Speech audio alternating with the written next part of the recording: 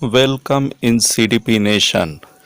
आज हम बाल विकास की अवस्थाओं के बारे में बात करते हुए पार्ट 3 पर आ चुके हैं।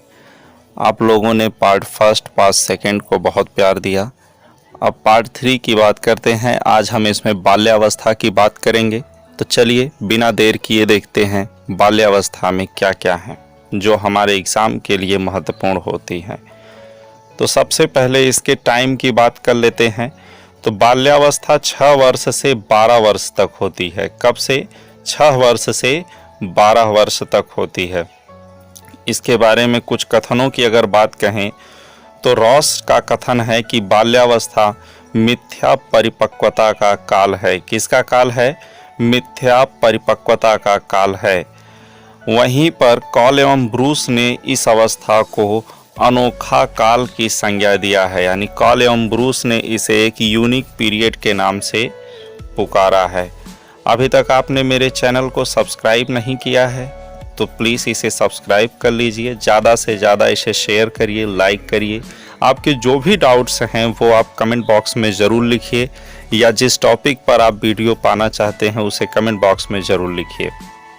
चलिए अब आगे बात करें बाल्यावस्था के उपनाम की। सरनेम की अगर हम बात कर लें तो बाल्यावस्था के कई उपनाम हैं। जैसे इसी अवस्था को समूह या टोली की अवस्था कहा जाता है, क्योंकि इसमें बच्चे समूह बना के या एक टोली बना के ग्रुप बना के खेलते हैं, इसलिए इसको समूह या टोली की अवस्था कहा जाता है। ये आपसे प्रीवियस ईयर में क्वेश्चन पूछा जा चुका है, तो ये इम्पॉर्टेंट है, इसे नोट कर लीजिएगा। अगले नाम की अगर हम बात करें तो इसी अवस्था को समलिंगी समूह की अवस्था कहा जाता है। देखिए, समलिंगी का मतलब होता है समान लिंग वाले, यानी लड़के लड़कों के ग्रुप में ज़्यादातर रहते हैं और लड़कियां लड़कियों के ग्रुप में ज़्यादातर रहती हैं, इसलिए इस अवस्था को समलिंगी अवस्था के नाम से भी जाना जाता है। चलिए अगले उपनाम की बात करें तो अगले उपनाम को कहते हैं आरंभिक या प्राथमिक विद्यालय की अवस्था, यानी अर्ली प्राइमरी स्कूल स्टेज। क्या देखिए, अब इसमें क्या है कि अब यही वो अवस्था है, चूंकि 6 से लेके 12 वर्ष तक की उम्र को बाल्यावस्था कहते हैं। तो 6 से 12 वर्ष की उम्र के ही बीच में 5 साल की उम्र पूरा कर लेने के बाद बच्चों का एडमिशन प्राइमरी स्कूल में होता है, इसलिए इसी अवस्था को प्राथमिक विद्यालय की अवस्था कहा गया। अब जब नई शिक्षा नीति लागू हो जाएगी तब बच्चों के एडमिशन जो है 3 वर्ष की ही अवस्था में हो जाएंगे। जब 3 वर्ष की अवस्था में एडमिशन होने लग जाएंगे तब ये नाम, यानी प्राथमिक विद्यालय की अवस्था जो उपनाम है, ये उपनाम तब शैशवावस्था का हो जाएगा। लेकिन अभी तक ये नाम बाल्यावस्था का है, क्योंकि प्राइमरी विद्यालय में बच्चों की एंट्री बाल्यावस्था में होती है। चलिए अगली अवस्था नाम की अगर बात करें तो अगला नाम है स्फूर्ति या चुस्ती की अवस्था। स्फूर्ति या चुस्ती की अवस्था इसलिए क्योंकि इस उम्र में बच्चे बहुत ज़्यादा चंचल या सक्रिय होते हैं। अगले उपनाम की बात अगर हम करें तो इसी अवस्था को गंदी अवस्था कहा जाता है। अब देखिए, ये इम्पोर्टेंट है, लेकिन गंदी अवस्था क्यों कहा जाता है?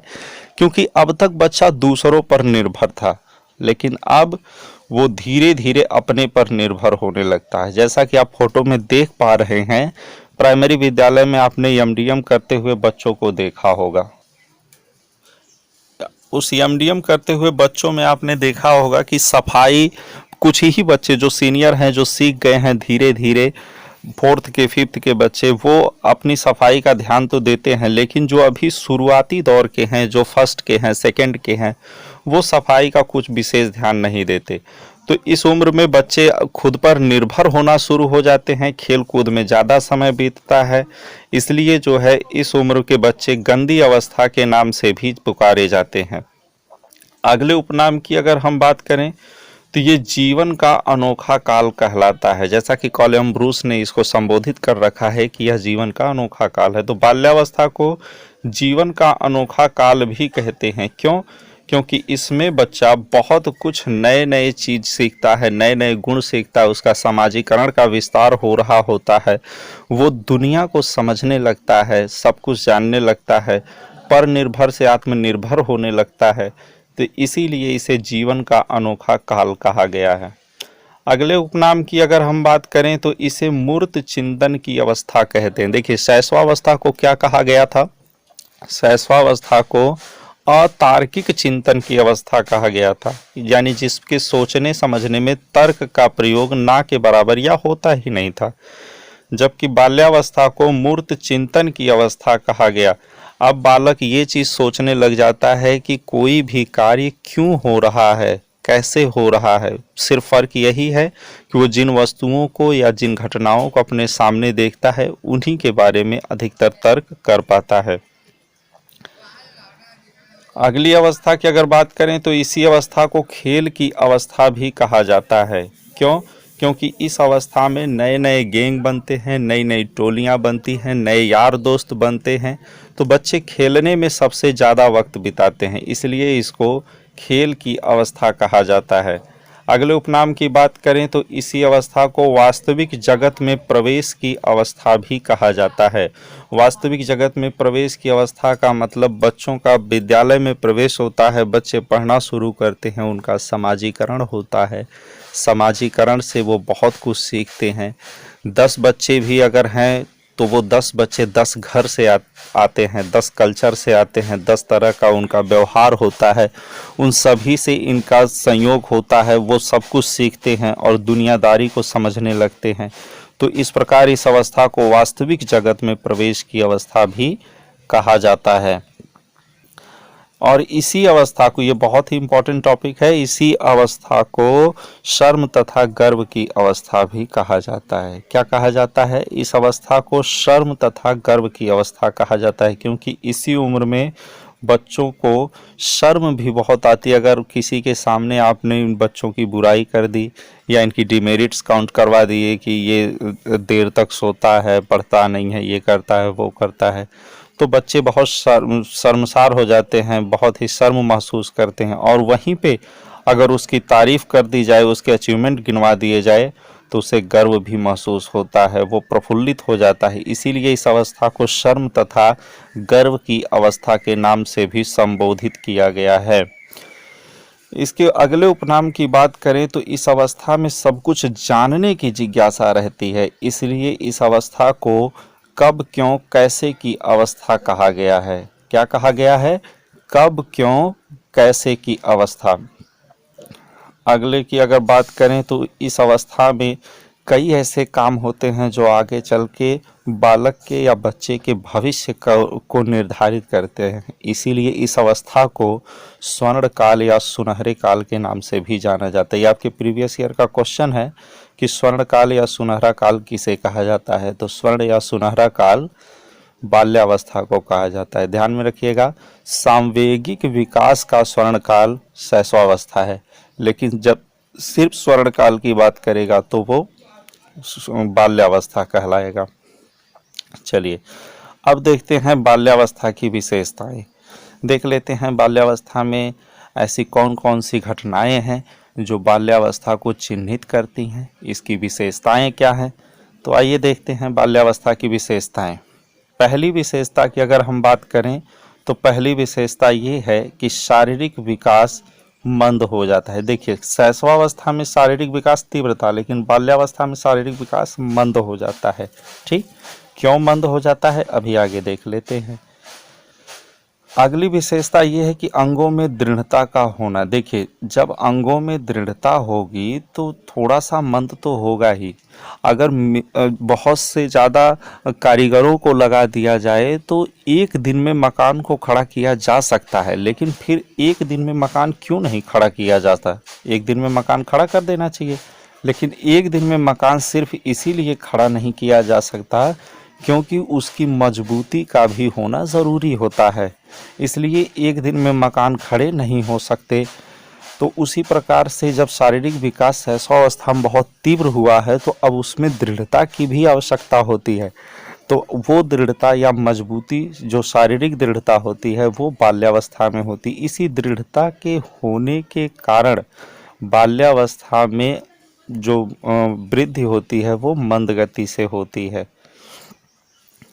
अगली टॉपिक की अगर बात करें तो इसकी एक विशेषता यह भी है कि अब तार्किक चिंतन का प्रारंभ हो चुका होता है। अब बच्चा किसी भी कार्य के होने या किसी घटना के घटित होने के कारण को जानने की कोशिश करता है, यानी लॉजिकल थिंकिंग अब उसकी डेवलप होना शुरू हो जाती है। इसी अवस्था में बालक शब्द से लेकर वाक्य तक का निर्माण कर पाता है। देखिए, आप चित्र में देख पा रहे होंगे कि बाल्यावस्था का बालक अब स्टेज पर स्पीच देने के भी लायक हो जाता है, यानी अब वो अपने शब्दों को पिरोकर या अपने वाक्यों को दूसरों को बताने की क्षमता विकसित कर रहा होता है। अगले की बात करें तो शैशवावस्था की विशेषता थी कि बालक अंतर्मुखी था। अंतर्मुखी था यानी सिर्फ अपने पर ही उसका पूरा ध्यान था। लेकिन बाल्यावस्था में जब समूह बन गया है, गैंग बन गई है, एक ग्रुप बन गया है जिसमें वो खेलने लगता है, बहुत ज़्यादा खेलने में टाइम बिता रहा है, दोस्तों के साथ टाइम बिता रहा है, वास्तविक जगत की अवस्था हो गई है, तो स्वाभाविक सी चीज़ है कि इसका व्यक्तित्व कैसा हो गया या स्वभाव कैसा हो गया, तो इसका स्वभाव बहिर्मुखी हो गया है। अगली विशेषता की बात करें तो बालकों की अपेक्षा बालिकाओं का अधिक भाषा विकास। जी हाँ, इस अवस्था में जब भाषा विकास हो चुका होता है, जब व्यक्त हो चुका होता है, तो आप देखेंगे या ये स्पष्ट होने लग जाता है कि बालिकाओं में भाषा विकास बालकों से ज़्यादा होता है। और जीवन के हर काल में, चाहे वो बाल्यावस्था हो, शैशवावस्था हो, किशोरावस्था, वृद्धावस्था, कोई भी अवस्था हो, हर अवस्था में महिलाओं का भाषा विकास या बालिकाओं का भाषा विकास बालकों से अधिक होता है। बालकों की अपेक्षा बालिकाओं का अधिक लंबा होना। देखिए, इस अवस्था में, बाल्यावस्था में आप देखेंगे कि बालिकाएं बालकों की अपेक्षा अधिक लंबी होती हैं। अब इस शैशवावस्था में बालक लंबे होते हैं, बाल्यावस्था में बालिकाएं लंबी होती हैं, और जब आप किशोरावस्था तक पहुंचेंगे तो किशोरावस्था में ही आप देखेंगे कि बालिकाओं की लंबाई लगभग धीमी या रुकने सी लग जाती हैं और किशोरों की लंबाई तेजी से खींचती है, और किशोरावस्था में जाकर के बालकों की लंबाई बालिकाओं की लंबाई से ज़्यादा हो जाती है, जो जीवन पर्यंत रहती हैं। अगली बात करें तो संवेगों में स्थायित्व आ जाता है। अब किसी भी संवेग को व्यक्त करने में ये लंबा समय लेते हैं। अब इनमें क्षणिक संवेग नहीं रहता। चूँकि अभी आप शैशवावस्था में पढ़े सेकेंड पार्ट में, तो वहाँ आपको बताया गया कि इस अवस्था में यानी शैशवावस्था में बालकों के संवेग क्षणिक होते हैं, बहुत जल्दी जल्दी उनके संवेग बदलते हैं। लेकिन बाल्यावस्था में ऐसा नहीं होता है। बाल्यावस्था में जो भी संवेग उत्पन्न होते हैं, चाहे वो खुशी के हों, दुख के हों, घृणा के हों, गुस्सा हो जाए, कुछ भी हो, तो उसको वो लंबे समय तक बनाए रख सकता है। इसी अवस्था में बालकों के नाराज होने की घटना शुरू होती है। बालक किसी बात को लेके गुस्सा हो जाता है तो 2-3 दिन तक गुस्सा रह सकता है, नाराज हो जाता है तो शाम तक नाराज रह सकता है, या 2-3 दिन तक भी किसी बात पे नाराज हो सकता है। तो अब उसके संवेगों में अस्थायित्व आ जाता है या अस्थायित्व देखने को मिलता है। अगली विशेषता की अगर बात करें तो इस अवस्था में यानी बाल्यावस्था में संग्रहण की प्रवृत्ति आ जाती है, यानी बच्चे अपने खिलौने इकट्ठा करने लग जाते हैं। अगर उनको गुल्लक दे दिया जाए तो कुछ पैसे इकट्ठा करने लग जाते हैं, अपनी सामान इकट्ठा करने लग जाते हैं। एक उनका इंजीनियरिंग बॉक्स बन जाता है, एक कलेक्टिव बॉक्स बन जाता है। आपने देखा होगा कि जब घर में मम्मी पापा या भाई या किसी के भी जब इवन जूते आ जाते हैं, जूते आते हैं तो बच्चों को जूतों में मज़ा नहीं आता, उनको तो इस बात में मज़ा आता है कि जूते का बॉक्स कैसा है या कितना बड़ा है। क्यों? क्योंकि जिसका जूता आया उसका, इनको बॉक्स चाहिए। जब बॉक्स ये ले लेते हैं तो बॉक्स में खिलौने रखते हैं, अपने टूटी फूटी सामान रखते हैं, जो कुछ भी ये कलेक्ट कर पाते हैं वो अपना इकट्ठा रखते हैं, और स्वामित्व तो उस पर बना के रखते हैं कि ये मेरा है। यानी एक स्वामित्व, ये एक अधिकार की भी बात होती है, ये अधिकार भी वो व्यक्त करते हैं। आपसे कभी कभी सवाल घुमा के पूछ लेता है कि स्वामित्व का भाव कब से उत्पन्न होता है, तो स्वामित्व का भाव भी बाल्यावस्था से उत्पन्न होता है। चलिए, अगली विशेषता की अगर बात करें तो अधिगम में तीव्रता, यानी इस उम्र में बच्चे सीखने में बहुत तीव्र होते हैं, यानी बहुत जल्दी जल्दी सीख रहे होते हैं, इसलिए इसमें अधिगम में तीव्रता इसकी एक विशेषता बनती है। अगला है चंचलता में कमी। देखिए, जब आप किसी भी बात को सीखते चले जाते हैं, तर्कपूर्ण उसको समझते चले जाते हैं, तो जाहिर सी चीज़ है कि चंचलता में कमी आएगी और आप सीरियस होने लगेंगे। आप फनी मूड के नहीं रह जाएंगे, बल्कि किसी भी चीज़ के होने या न होने की सही गलत को समझने लग जाएंगे। तो इस अवस्था में चंचलता की कमी होती है।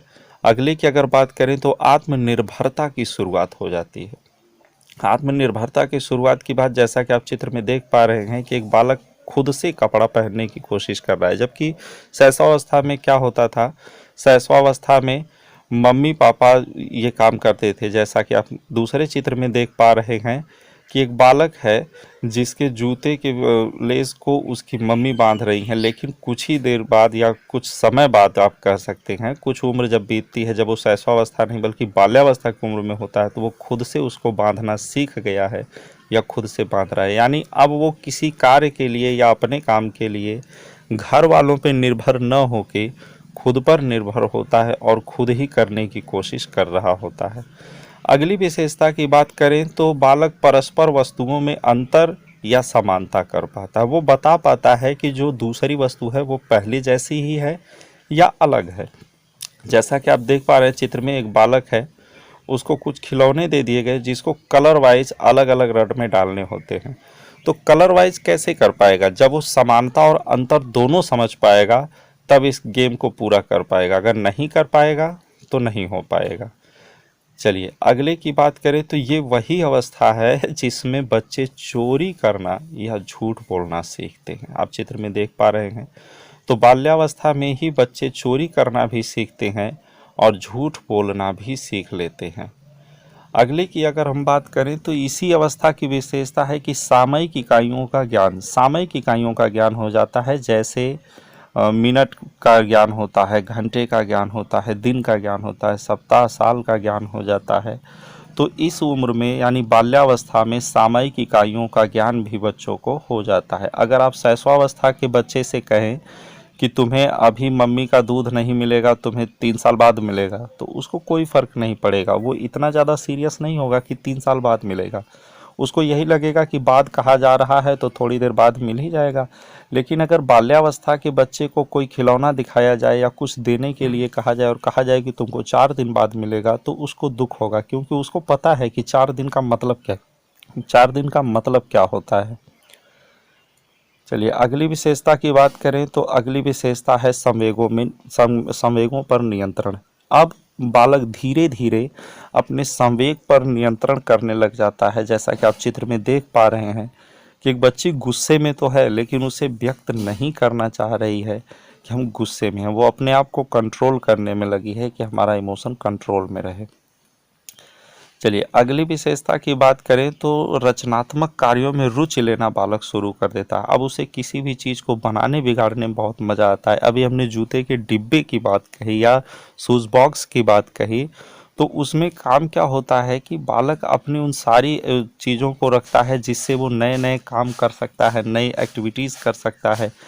तो ये वो अवस्था है, यानी बाल्यावस्था वो अवस्था है जब बालक रचनात्मक कार्यों में रुचि लेना शुरू कर देता है। अगली विशेषता की बात करें तो बालक नैतिक तथा सामाजिक विकास की ओर उन्मुक्त हो जाता है, यानी सामाजिकता को वो सीख जाता है। अब दूसरों के साथ रहना सीखता है, दूसरों का सहयोग करना सीखता है, दूसरों से सहयोग लेना सीखता है। आपको ये वीडियो कैसी लगी कमेंट बॉक्स में ज़रूर लिखिएगा। ज़्यादा से ज़्यादा शेयर करिए, सब्सक्राइब करिए। मिलते हैं अगली वीडियो में बहुत ही जल्द। तब तक के लिए अपना ख्याल रखिएगा। धन्यवाद।